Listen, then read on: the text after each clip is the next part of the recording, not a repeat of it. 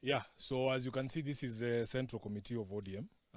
We have met here under the chairmanship of the party leader, His Excellency Raila and Odinga, to review the state of the nation, current developments in the party, and in particular the MOU with the UDA and support for the broad-based government.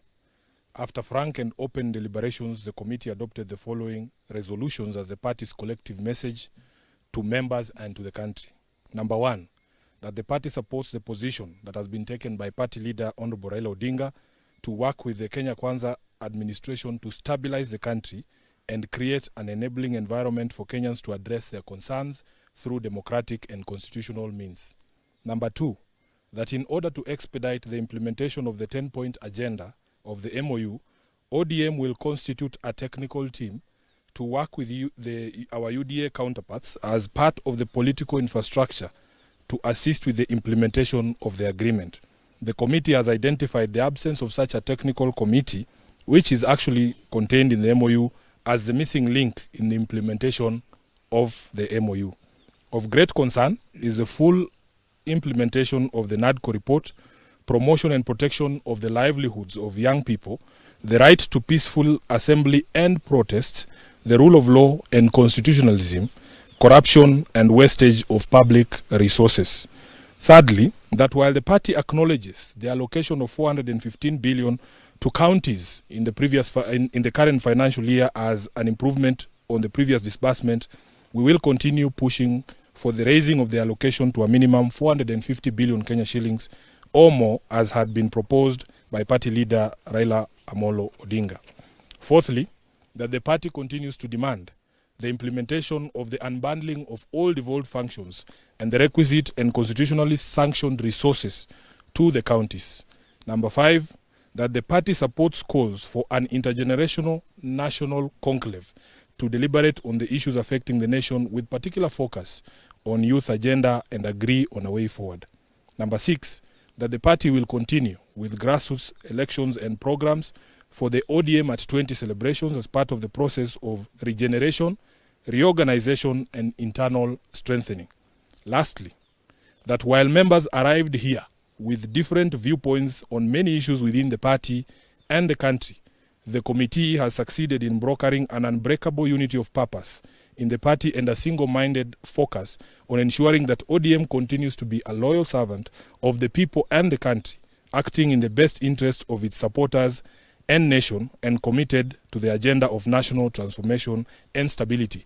Lastly, we have been presented with a schedule of all upcoming by-elections, and the resolution of this committee is that ODM will fully participate in all of those by-elections by fielding candidates. I thank you, members of the press. I will take a few questions, but they have to be strictly within the discussion that has gone on today. And I see very respectable media houses here. We don't expect you to bring us rumors. Thank you very much. My name is Ibrahim Kananja from NTV.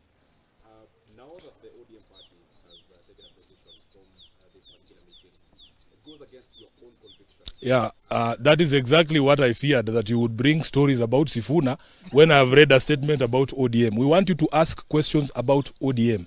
You are the Secretary General of ODM. Does this change your position? What is different? You will be required to speak the position of the party, which is against your own conviction. Now, the position of the party, as the party leader has ably explained before, is taken after organs or meetings of the organs of the party. And this is now the position of the party. Yes, that we will be making sure that we put together a team that can ensure that we implement the MOU that we signed with UDA. How is that different from Sifuna's position? Let's have another question, please. Let's not do Mushene. Yes? Maybe the Chungwa supporters across the country will want to know whether this Central Management Committee meeting today has literally now got all the voices so that the party speaks in one voice with regard to the broad-based government. Yeah, so that I don't put in my own words. Allow me to read you the last paragraph again. I think we have addressed that, Leto. You should pay attention to these things. We have said that while members arrived here with different viewpoints on many issues within the party and the country, the committee has managed to broker an unbreakable unity of purpose in the party and a single-minded focus on ensuring that ODM continues to be a loyal servant of the people and the country, acting in the best interest of its supporters and the nation, and committed to the agenda of national transformation and stability. That is now the position of the party. Any other question? I think wamemaliza sasa maswali yote. Haya. Asante sana. Mungu awabariki.